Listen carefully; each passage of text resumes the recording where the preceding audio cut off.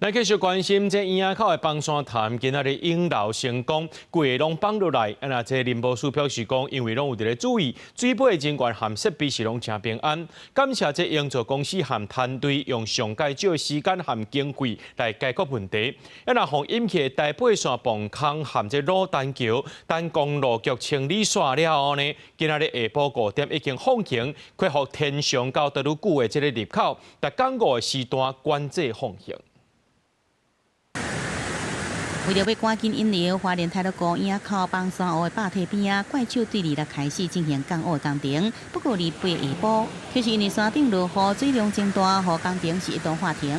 本来早上要进去3步，后来因为上方岩盘掉落很严重有大块的岩盘掉下来所以先撤退2步留1步在安全的地方继续施作。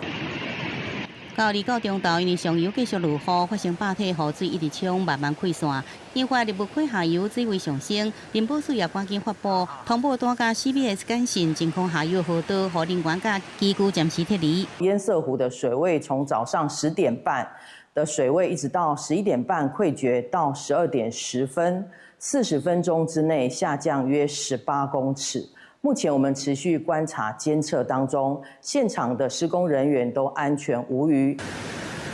根据监测显示，下游上大水大约出现伫11点50分，金门桥桥墩水位大约清悬2公尺。大水过了后，入口下游无灾情发生，放山湖的水位也下降到原本河道的水位。